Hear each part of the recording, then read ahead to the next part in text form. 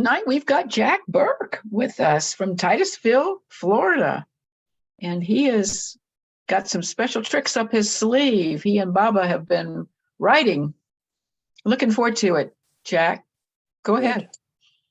Yeah, this back I think it was 2008, no 2009, and Deb Johnny Ray. Do you any of you guys know Deb Johnny? Okay, she was living down the road, and she put out a notice that she was going to have a writing class, and it was to be held in the upper room in Lower Maribod, Higher Maribod, Upper Maribod, whatever, and about 8 people showed up, and the only besides that Johnny, it was only Brendan Houlihan from England, and Dagmar Lai's daughter, the Down syndrome lady, who she's 25 or 30 now, and the other people I forget. And Johnny asked us to write something in the next 15 minutes and then read what you wrote. So I just started writing this poem called The Window That Became a Door. And I wrote it so fast that Brendan Houlihan turned around and said, "Where did you come from?" He was just amazed. Anyway, so was I. Okay, so this is the window that became a door, and I tried to line them up in a way that they give at least a hint of the journey that we are all taking. And so this is all about you, me, and all of our Baba's lovers. How many lifetimes, Baba, have I peeked in a window's reflection and passed it by, hardly without inspection, until that day I became entranced, stopped in my tracks, my soul enhanced. Oh, what beauty to see my real soul, emblazoned before me, the real model in his role. 'Tis the avatar, I suddenly said, and for once in my life, my brain had left my head. It was my heart speaking instead. Beyond the window and into the store, I noticed movement and spotted the door. And all I could feel is that I wanted more. For inside I knew lay love's hottest core. Oh, Meher, what have you done to me, this undeserving lump of ignorance and hypocrisy, who can't do right, now lives in the land of always wrong, as I'm trying to live out your eternal song. Fret not, my dear, you said inside my heart. For love to begin, you have to start. And doing this, you'll eventually be free. So now come and share a drop of wine with me. Where am I now? I wondered aloud, for there's few people here, hardly a crowd. My tavern, for sure, he spoke those words. Outside your heart, the world is patently absurd. But how to live and how to die? It was my ego, eliciting its illusory cry. No worry, no fear. As you live for me, dying to self, you'll be finally set free. Yeah, that's that one. Do you know the page to it? No. Okay, that's one. Now this is called Unbeldine, and it's taken from Madame Butterfly's opera by Puccini. And it was one of the real deep feeling ones I had. I mean, I cried as I wrote it. I remember that. Tears were just coming out of my eyes. Oh, pilgrims, aspirants, lovers, and seekers. When you become fortunate enough to turn a certain corner, When you find yourself on a street you've never been before, consider it as one fine day. If you stumble and lurch suddenly, like some besotted fool, don't be embarrassed. In fact, don't even give it another thought. And if you happen to look up and notice the street sign, be not amused that it reads Avenue of the Intoxicated. And if among the storefronts you spot a neon blaze, tavern open, wine served here, don't hesitate to enter. After all, it's one fine day. If upon entering you abruptly lose more control and find yourself falling on the floor, don't be amazed and wonder why. Just get up and find a seat. At a table, or better yet, an empty bar stool. You'll probably find that it's been reserved for you. So just wipe off the dust and sit down. Or it's been waiting for you a long, long time. And you'll soon come to realize that it is indeed one fine day. Whatever you do, don't just stand. That's not allowed for us newcomers. Time has no meaning here. So relax and be happy in your place. And above all, don't ask for a drink or tap on a bar for attention. You wouldn't know what to order. Just be content where you are. And if you hear music and dancing and revelry in the back room, be not curious and wish to investigate. It's too soon for all of us. And if the bartender pretends to further ignore you, say nothing. Quell your anxiety. Be quietly patient, take in the surroundings, and truly feel the energy you're experiencing. Stay remembering, still one fine day. And when you notice the presence of others drinking at the bar, pay them no attention, for it's doubtful they even are aware you are there. And if you need to get up to see what's going on, hold off, just stay put, be patient. For when your wine is finally served, one sip will stay with you from here to eternity. And then you will fully realize it's truly one fine day. O seeker, welcome to the tavern of the heart. Soon my tavern will be overflowing, dancing and revelry, toasting and loving, and all your faces glowing, and you and me never ever depart. Yeah. As some of you know, maybe most of you know, I grew up in an Irish saloon in New York City. So it was open right at the end of Prohibition. Your dad's. My dad's place, and it was the center of our neighborhood.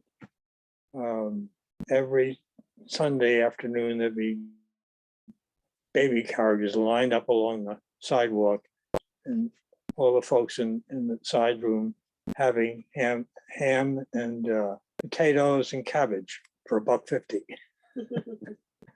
And beer was $5. Beer was 5 cents rather. That's when I was 9. And you got one in the house after 3. And the bar would be packed.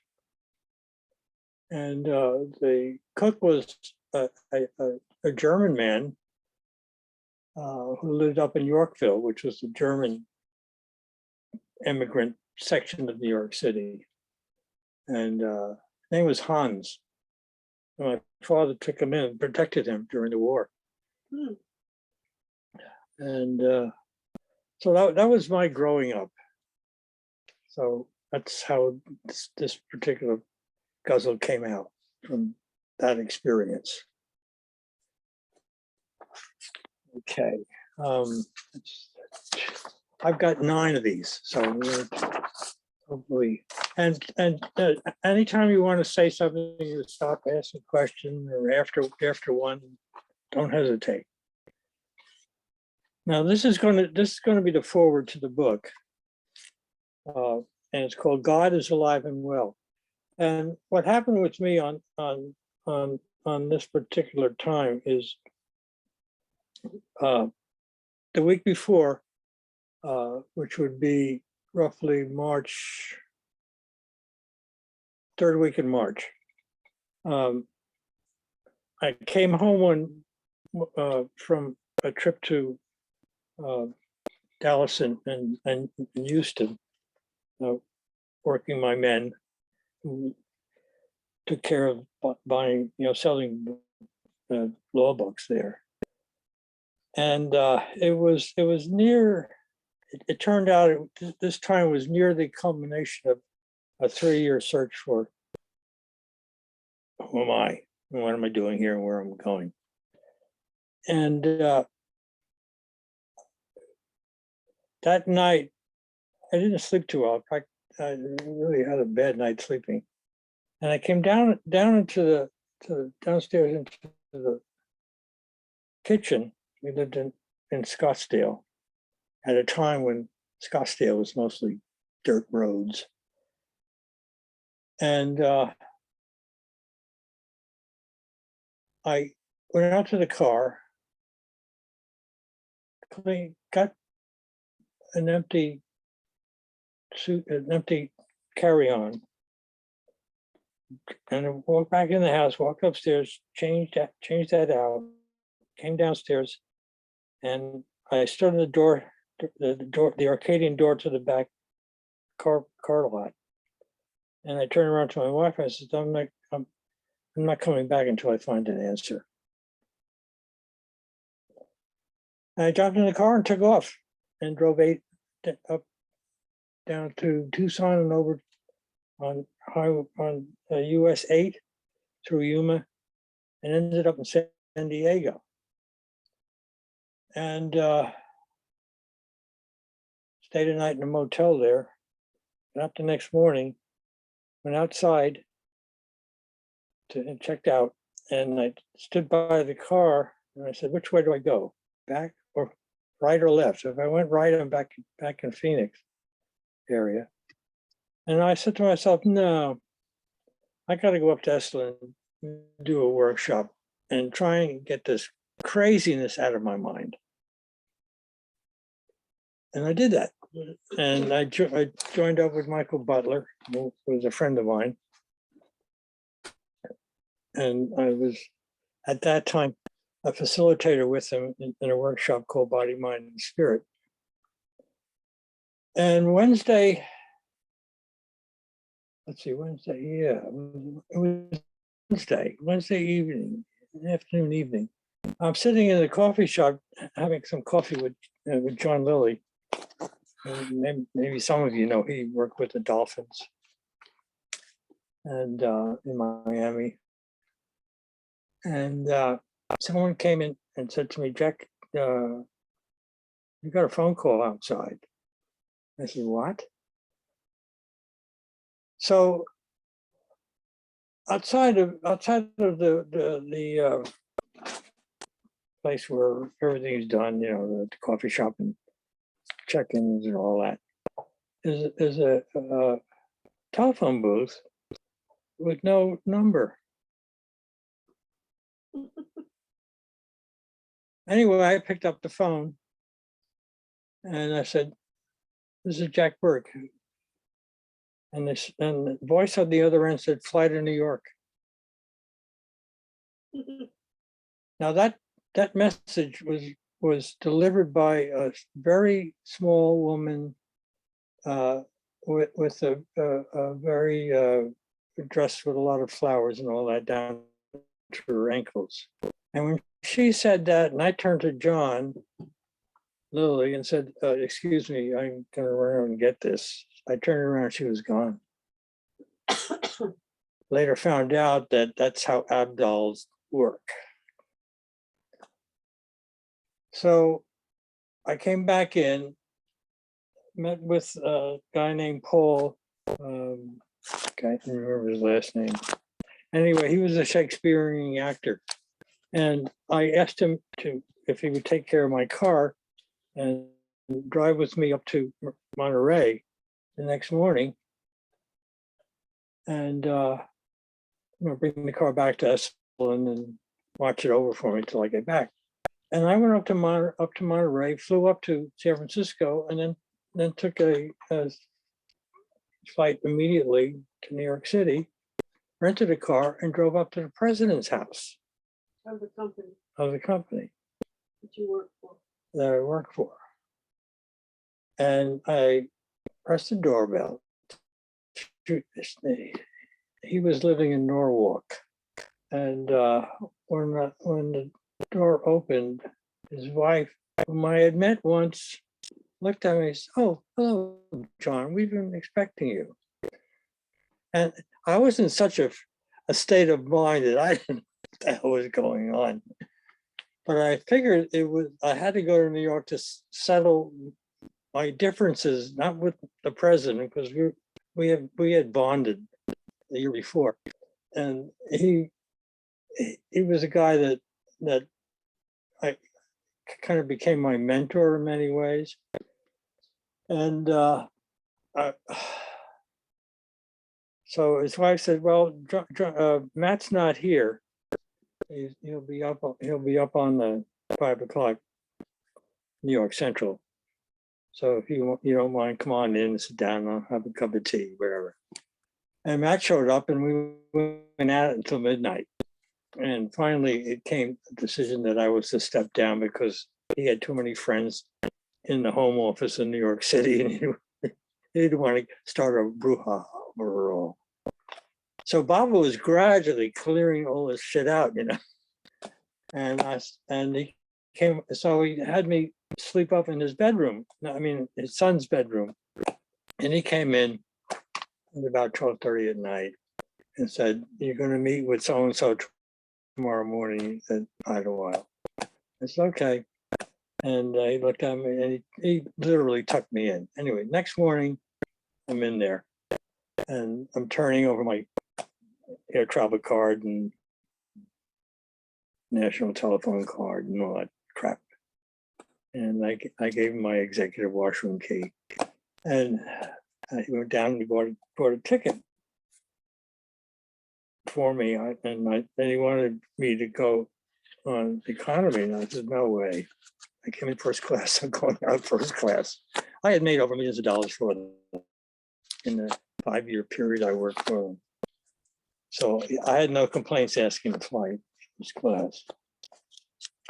So he left, and I was going up around the corner of Gate 5 in American Airlines about 9:15 in the morning. Flight was at 9:30. And I went through that same mental feeling that Scarlett O'Hara had in Gone with the Wind. And I said to myself out loud, "So that's over. I guess I'll think about it tomorrow." And as I turned the corner, because it was a curve, and there was a tall man with a white linen suit waiting online at the gate that I was going on.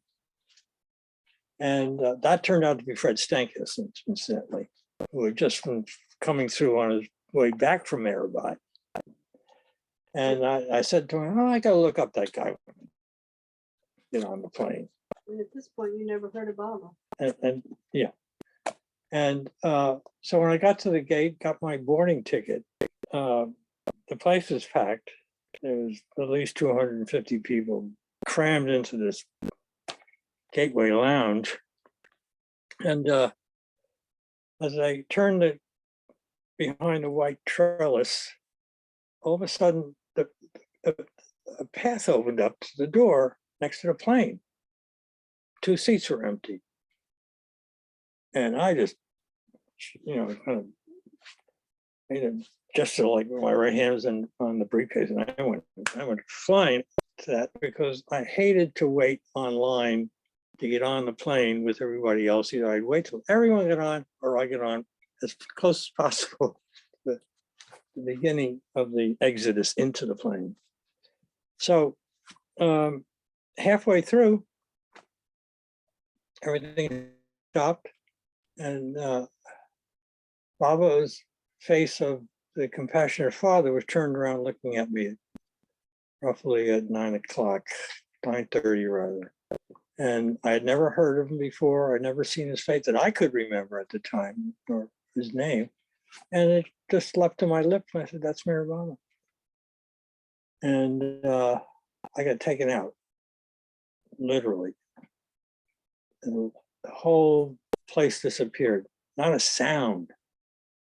And it must have lasted a minute or two, because when I came back down out of that all-encompassing experience,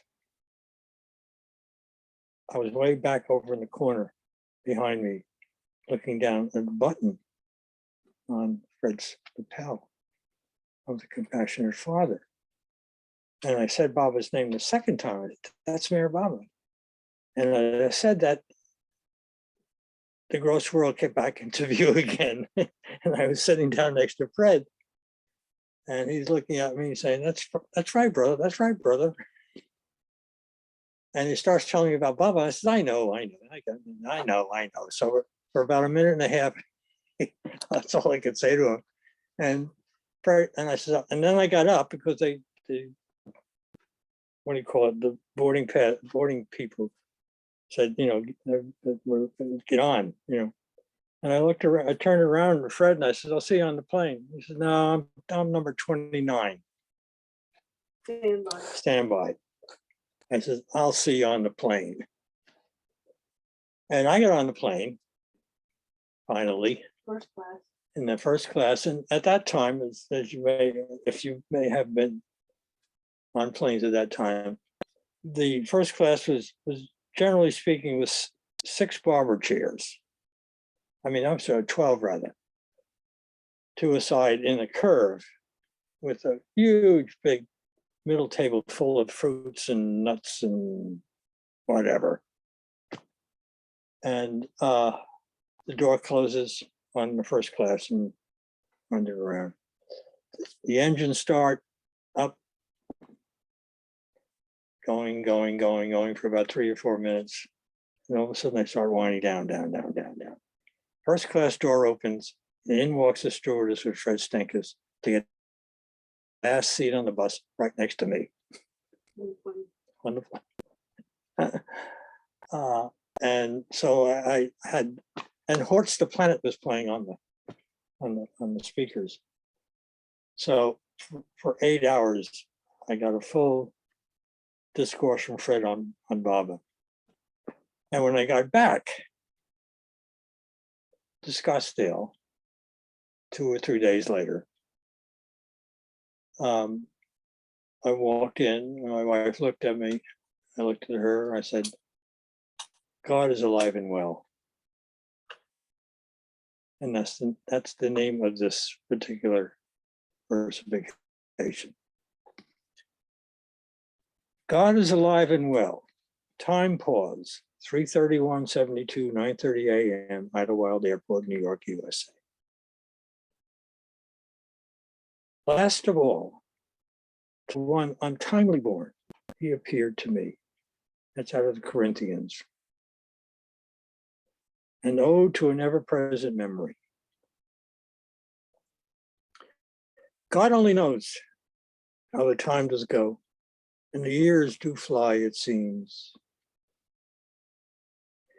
Many years have passed ere I saw him last, the master of my dreams.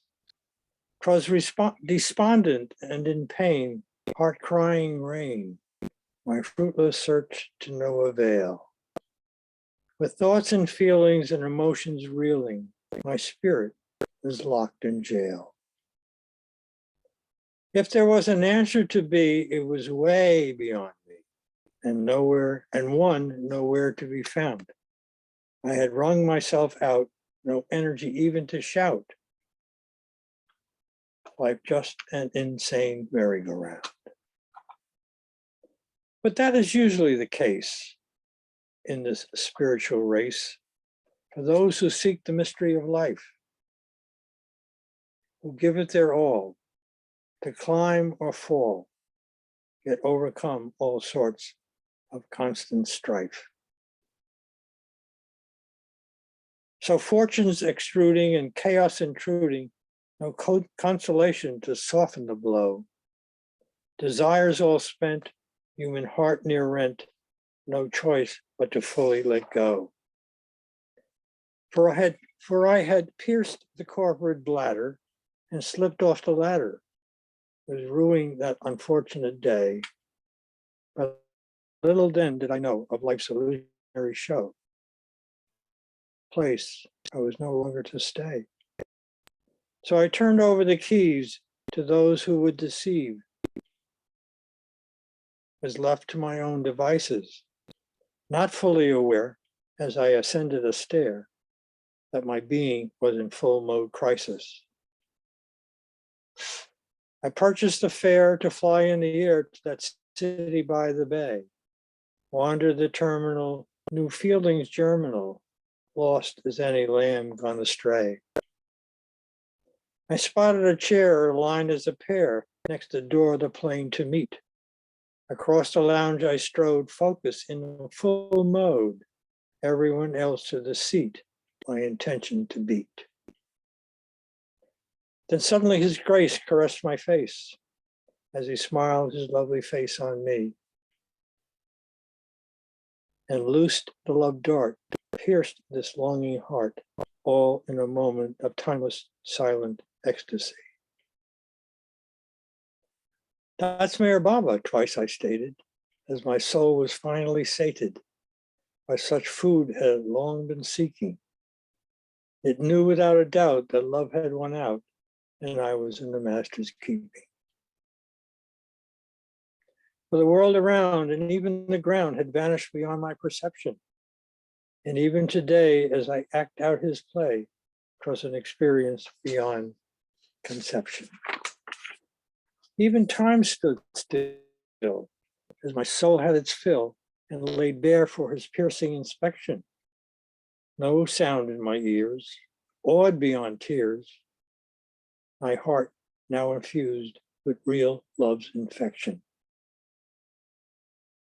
And in the silence of his bliss, pure as a lover's kiss, all reason for being was known. His heart in its search on God's threshold did perch. Divine love had at last been shown. And how futile to describe what went on inside the innermost depths of my being. For he recast his hook, that was all it took, and changed my sight to seeing. And strangest of all, before that call, never had I spoken or seen his name. So who can really say what went on that day when the master was playing his game? This life you call real, can you not feel how much of an illusion it has become? As you constantly chase in an unending pace and wonder why your spirit is numb? Better to pursue what you dearly hold true and seek that source no matter where. And perhaps journey this earth and find that earth heart with real love in residence there. Would that I could share that love without compare and point you in some direction. But all I can say in finding his way, in your heart must you seek that perfection. Strange though it be, most seem to fail to see the why to pursue this goal. Have your heart torn by love-scented thorn, this the real food for one's soul. If there's a secret to be given, the soul must be driven to the greatest heights it can achieve, and perhaps experience the result ere you consult those whom you've been to believe. For I've been heard told by the sages of old of a truth from an ancient seer, that when the aim is steady and the disciple made ready, the master will suddenly appear. So be sincere in your quest and forgo all the rest, and never give ground an inch, for truth will win out despite everyone's doubt, and guides will be there in a pinch. You'll never know when, for it's beyond your ken, neither the time nor even the place. So in passing this test, your soul can rest in the sight of love's beauteous face. It's a mystery to me how this comes to be, this meeting of seeker and master. For when it takes place, you can thank his grace, and believe me, lightning is not much faster. If there's a secret to be shared, then nothing must be spared, and your heart must follow its leaning, and never let go, for in time you'll know the truth to all life's meaning. So many roads to choose, on any one to lose all that you've gained to date. With no way to foresee what's in store for thee, it's a must to have trust and faith. Everything will be given, though yourself be driven, yet be willing to take what comes, while giving up all, whether it's big or small. Never halt to count the sums. Listen, it's the soul's urge, wanting to purge the world's dross from its being. So grab and take hold and be ever so bold, for it's time you really started seeing. So don't ever despair, for your love's not spare. Only the master knows just when, and must answer your call despite it all, for your desire is special amongst men. 210 have passed ere I saw him last, this God-man of my dreams. Goodness knows this time surely flows, and the years do fly, it seems. Where'er his grace caressed my face, with that look full with love's beams, as time and space stopped still, my being had its fill, and the master's silence spoke dreams. Okay, there we go. Yeah. Wow, we Yeah. sure do appreciate this, Jack. This is just amazing. It's awesome. Glad you're here tonight. Well, thank you for that. Yeah. How we doing on time? Oh, yeah, doing okay. Okay. Now, if you have anything you want to say, please raise your hand, whatever. Okay. Now we get into the rough spots. Broken down furniture. That Ralph has a question. Yeah, I Ralph. had a question, Jack. Sure. There were a few things I missed, lost the thread in your telling of the story about when you were called to a phone booth from, Right. You were visiting with someone in the Yeah. coffee shop. You Right. got called out by an unknown person, but you had a Right. phone call. Mm-hmm. And there was no, could you go through that again? I totally got lost. What happened? Okay, what happened was You when went out- to the phone booth. Yeah. There was a lady dressed in a peculiar manner. Go ahead. Thank you. Sorry. Okay, so there was definitely an Abdul. I've had experiences with them before and after. I mean, not before this, but after. Tell people what Oh, that is. oh, Yeah, the spiritual. Abdul. Yeah, Oh, the lady, think the lady was. ABDA. There was, Yeah. yeah, The spiritual agent. Okay. I met another cool. one day at University Place. Okay, and so when I got to the phone booth, there's no phone number on. You can't call out. All you can do is call in. And I picked up the phone and said, "This is Jack Burke." They said, "Fly to New York," and hung up. Oh. And I went back in, sat down with John, finished my coffee, and looked up another friend of mine there, and he took care of the car for me. You were Yeah, in good point. Miami or you were in California? I was in Big Sur. And you went up to Monterey. Yeah, and then flew up to San Francisco and then flew to New York City. And I was there Yeah. so Okay. there Friday morning. And on that plane, you met Fred Stankus. Nope. Coming back, No. No, coming back. I ended up at the president's of my company's house in Norwalk, Connecticut. Okay. Yeah. And then the next morning, after I stayed overnight with him and his wife, I met my nemesis the next morning and turned over my shit. Oh, yeah. That was Yeah. yeah. The president said, "Look, Jack, go back and play golf for 3 or 4 years, and I'll make you director of the company." And the company would end up being Birmingham Post, which is the predecessor to Huffington Post, but it never came to be. Uh-huh. The reason it never came to be is that one of my reports to him regarding computers and the company, I said, if you don't get into computers tomorrow, you might as well sell the company. And they did 4 years later. And Right. he retired. Yeah, so that was. And he and I had a real old karmic connection. Yeah. Because my paternal lineage goes back to the Battle of Hastings in 1066, where the Duke of Burgundy was William the Conqueror's chief right-hand man. And after the Normans won that battle, the Burgo family from Burgundy, France, was given 1/4 of Ireland as its fiefdom in Connemara province, which is which is Clare, Galway, Mayo, and whatever the next one up is. And they ran that for 200 years.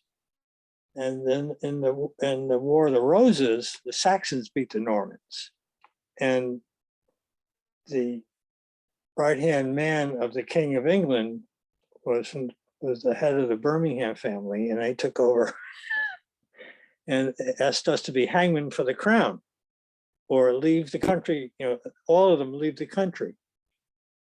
And at the same time, my mother is Black Irish, and her lineage comes from the Moorish sailors that crashed their damaged ships along the coast of Cork and Galway and Mayo, and eventually married into the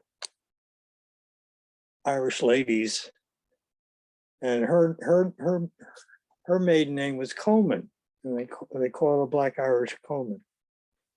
And but so that's how Matt and I kind of bonded, because we both knew the histories of each other. We had a good laugh. So anyway. Yeah. Okay. This one is called Broken Down Furniture. It's one of my favorites. Can't help but have a favorite. Everybody has favorites. Oh, beloved, when this lover took on a life and went for a stroll down the avenues of experience, looking for the boulevard of love, little did he know in this particular time how much his laughter and his tears would take their toll. How much his mind would shatter at every corner turned, and how much his heart would tremble as you gave his being a tremendous shove. He was pushed across the street amidst Maya's mainstream, and lo, spotted an alley cosseted in the shade. Bumped and prodded, weaving and sidestepping, stumbling and falling, his way was finally made. To his surprise, the alleyway was deserted, devoid of illusion's violent screams. So with intake of breath and fluttering heart, yet with no count to tally in life's schemes, and praying his perception not to fade, he moved aside and dissolved in space and began to live another dream. An answer, perhaps? His life to trade?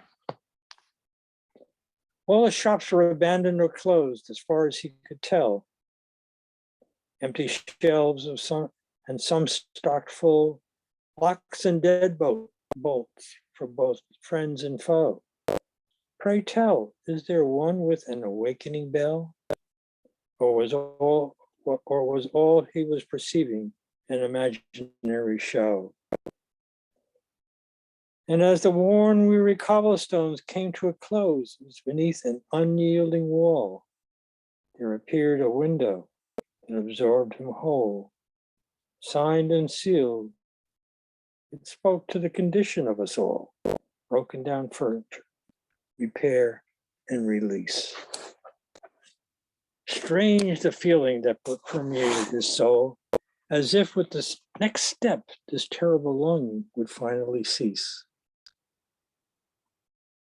There'll be no turning back, his heart told his mind.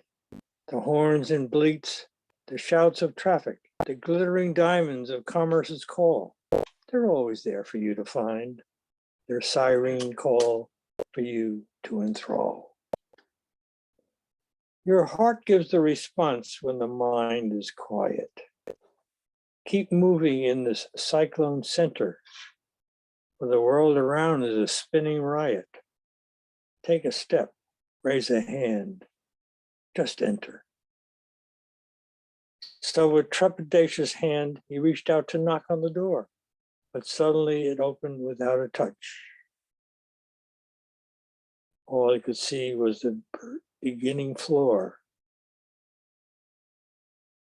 Oh God, another dream or such? He found the interior blinding. It seemed on fire. Where am I? What am I finding? Is this that tavern of my heart's desire? The brilliance diminished to a murky gloom. There seemed to be not a soul about.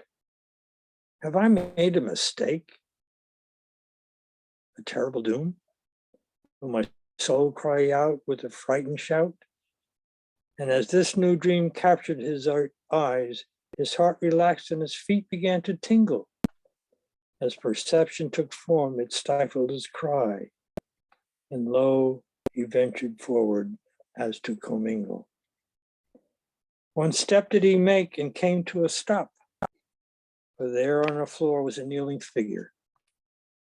From to the air with scrub brush in hand, washing and wiping with furious rigor, and beside him a bucket and a well-worn mop. This guy looks familiar from where I stand. Caught in mid-stride with no words to speak, his hand flew to his heart as the figure turned and met his eyes, a piercing gaze both gentle and deep. Oh, the lover's heart forever branded and burned. And with unspoken gesture, the shopkeeper pointed to the wall. Repair work on these premises, a guarantee for life, is what they read.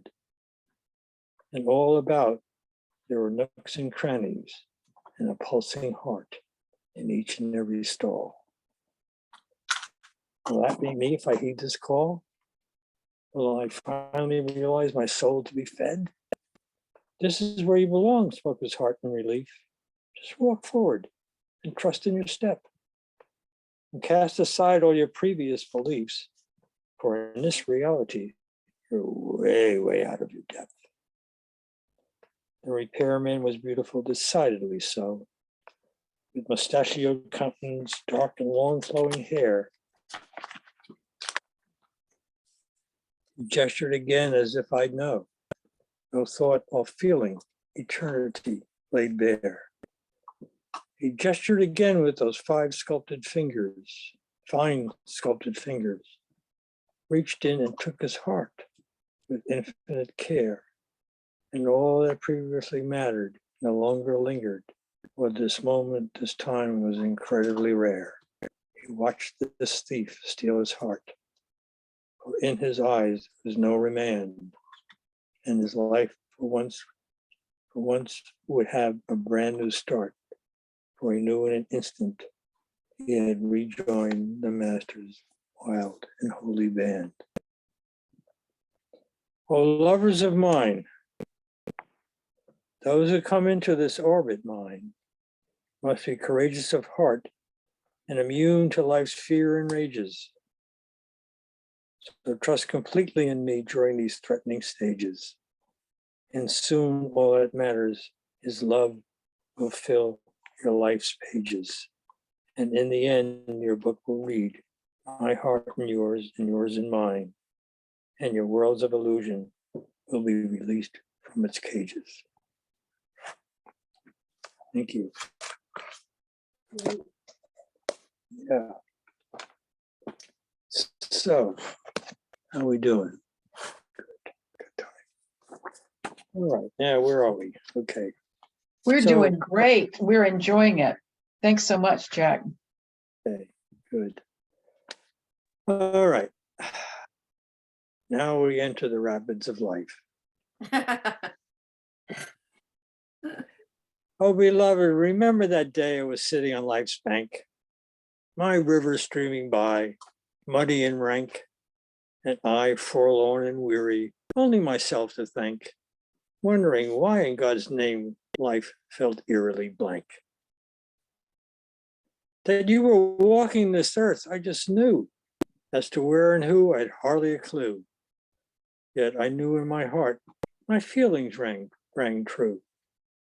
But that other part of my mind questioned my sanity through and through.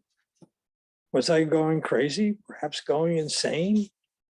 Watching my life going by in sunshine, snow, and rain? Somehow all this sadness and happiness, good and bad, seemed a never-ending game. Evaluating and judging and justifying, even pointless anyone to blame. And when suddenly from reality you appeared out of the blue and shattered my conditioned mind thoroughly, my heart splintered askew. That moment, that experience, without a doubt, eternally true. From then on, what else could I do but be forever in love with you? Great.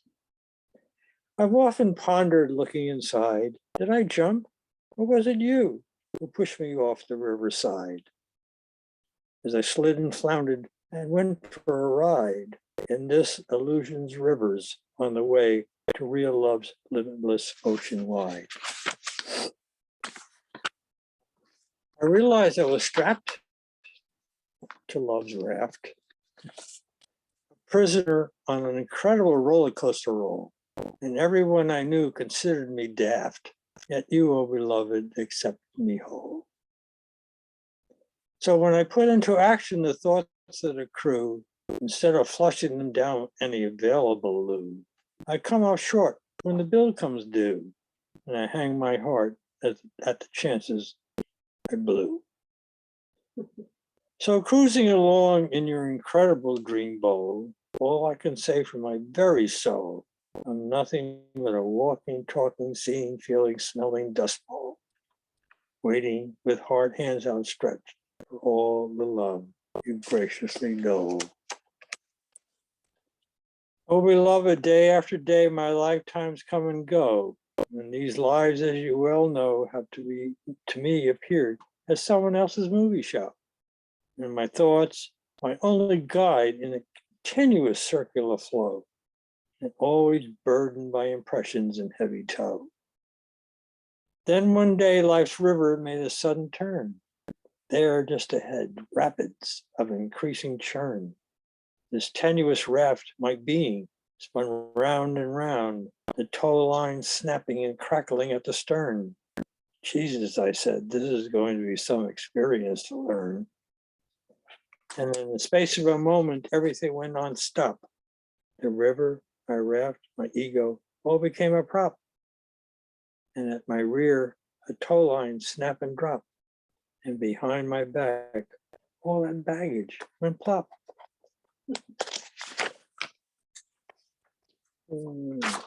Now before me, an open space, a waterfall with considerable drop. No choice, no choice, to myself I said, for it was all your call. How far the drop, how far the fall, as the rolling mist and rolling thunder cast its pall. I'll do it for love, and for you, I'll give it my all. So over the side, I took the plunge. The past, always a dream better to expunge. And into your arms, a wish always to lunge, asking your forgiveness to wipe away my grunge.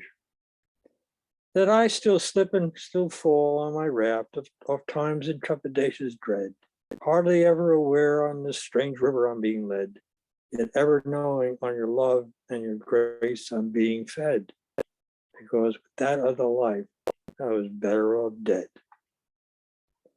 You are Provardigar, my life preserver, that's for sure.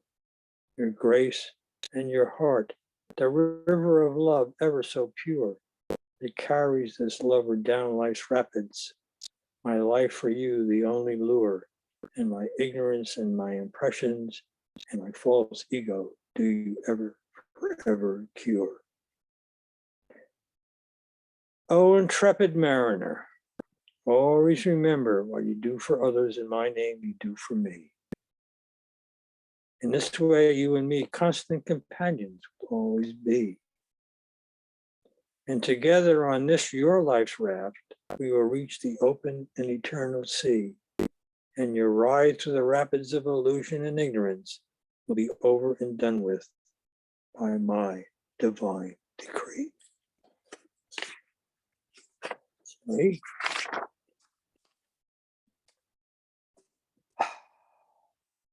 Touch of grace. Beloved, I glanced at a photo of you embracing one of your own. Couldn't think, couldn't speak. All I could do was feel my love ungrown, and the tears of my heart gently weep. I stand and gaze to wonder what it takes to be wrapped in the arms of such an embrace. To carry the feeling, the memory, the moment, no matter how high the stakes. To know that it was my heart that received your touch of grace. O patient seeker, my love given is your love earned. And fortunate are those who receive my embrace, for in their hearts my key has turned, and now they'll meet me face to face. A year later, I had a dream.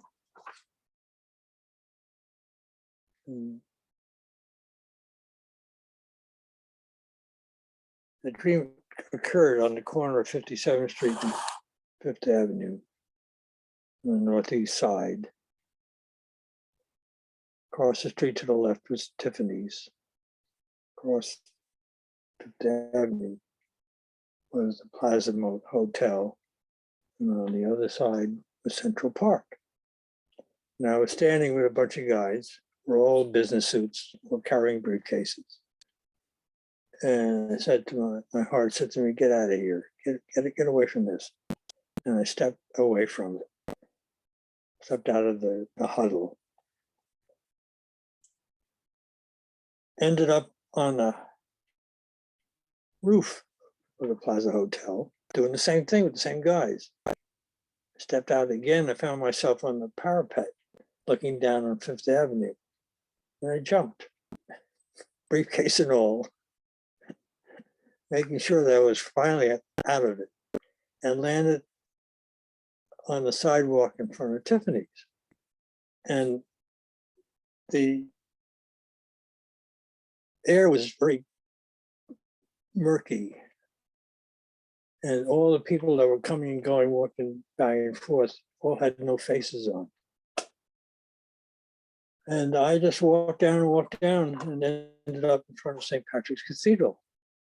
Went up the steps, opened the big oaken doors, got into the atrium, went through that big open doors inside the atrium, and ended up in the left-hand corner behind all the aisles, looking for a seat. The place was filled. There was no usher about. And I walked up the left side of the cathedral, couldn't find a seat, walked back, turned the corner and walked behind the final row.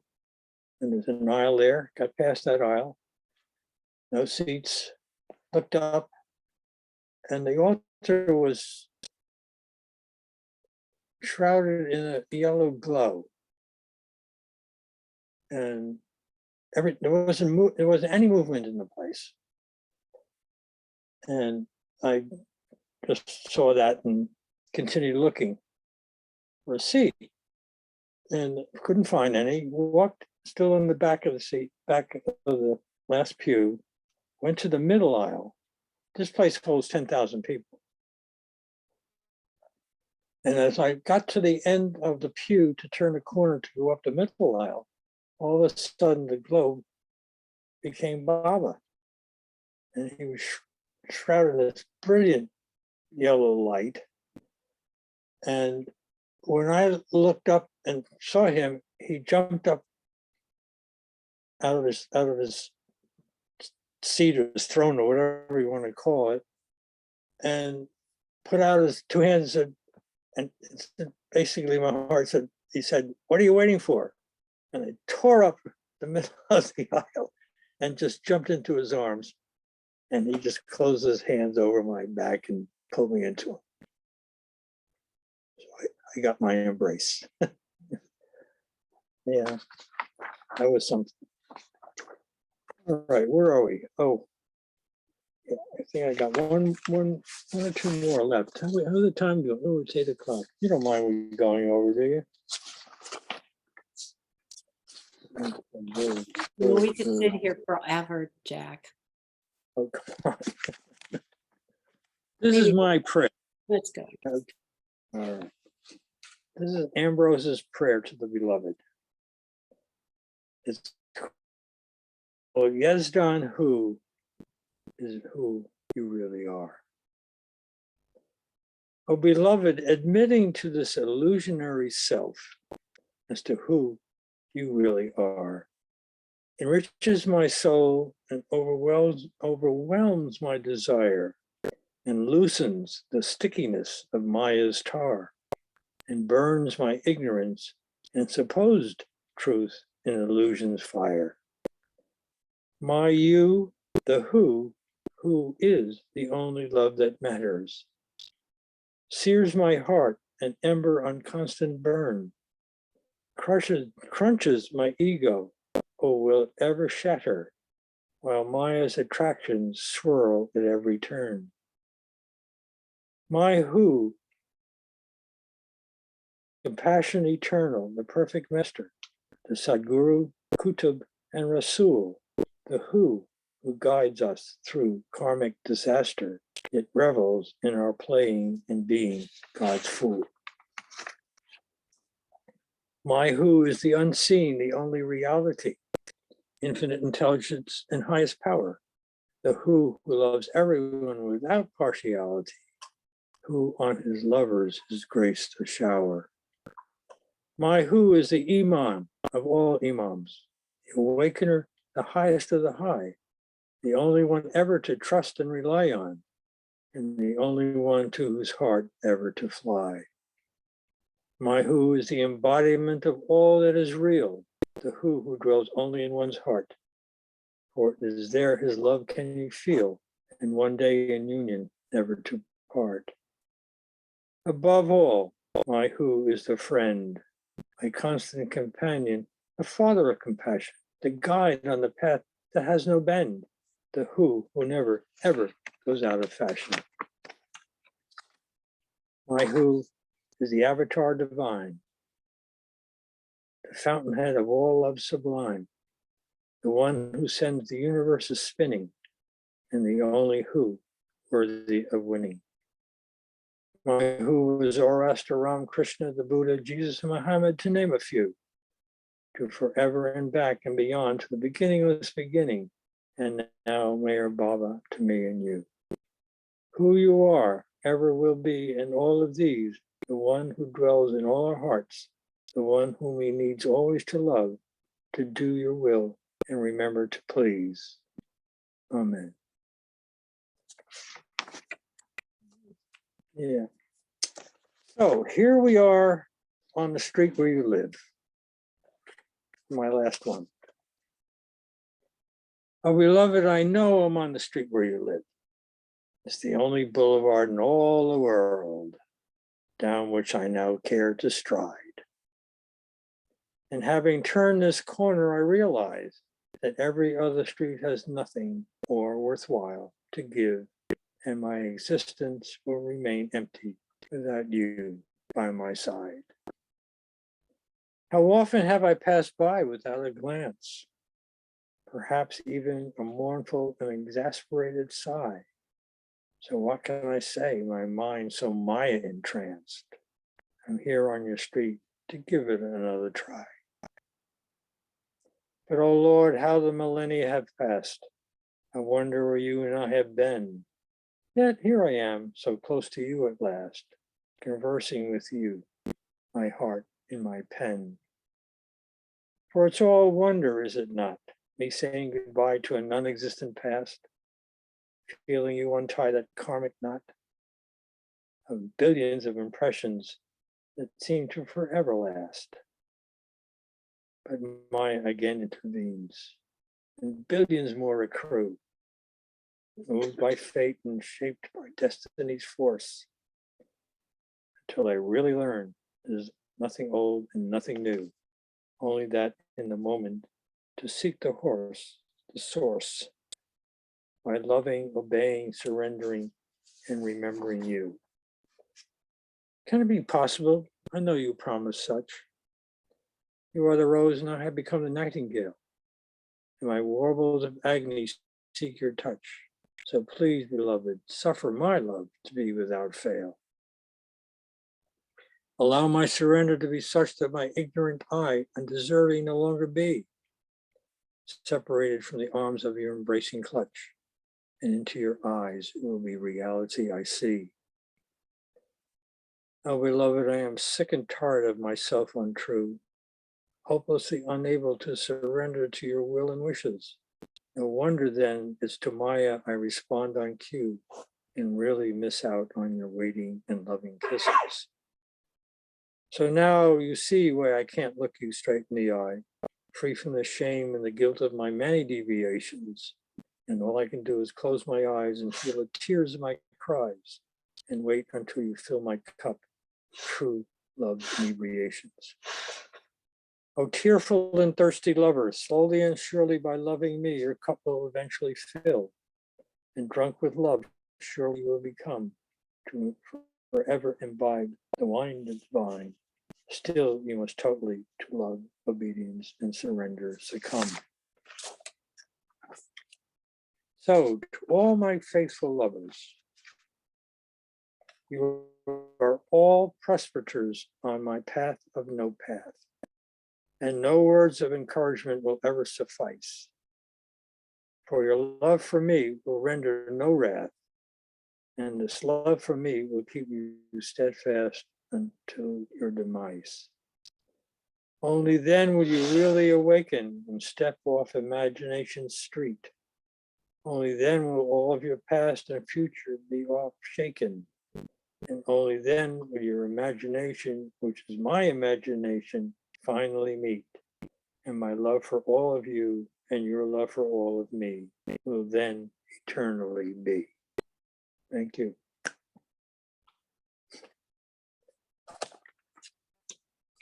Jack, I'm speaking for everybody. We're happy that you did this. Thank you so much. Everybody else can speak for themselves, but man, this was just top notch. Thank you. Thank you, Jack.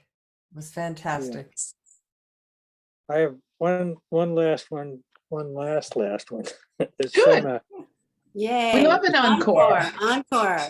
Yeah, we love an Fancy encore. an encore. Okay. This is for everybody really to remember. And it was written by a man named Alan Ashley Pitt. I don't know who he is or what he is. The man who follows the crowd will usually get no further than the crowd. The man who walks alone is likely to find himself in places no one has ever been before.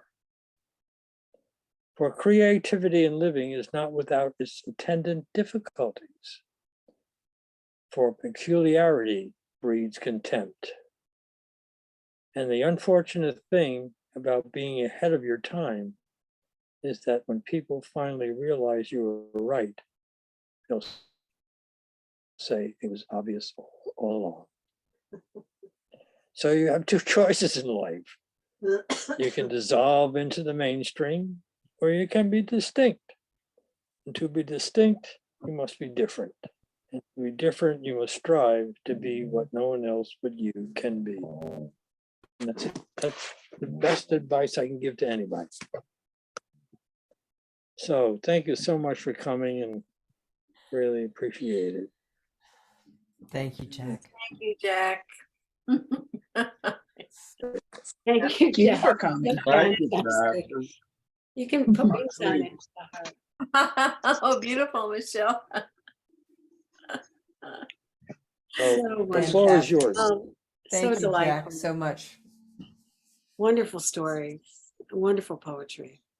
Thank you. What a gift. It's yeah. It's like my first years of my first 30 years of my life growing up in New York City. The next 30 years of my life was going to what I went through in 72. And the last 30 years of my life was something I never anticipated experiencing. And, with Marge and living in Myrtle Beach and going to India and blah, blah, blah, blah. So I have led an exceptional life. And hope this poetry that I've written tells that story in its own way. And after I'm gone, who knows? I mean, I won't care. Right. I'll probably have cares to go then? back and eat it. Yeah. Gosh, Michelle Wow. wrote your handicap is under It's under 10. 10.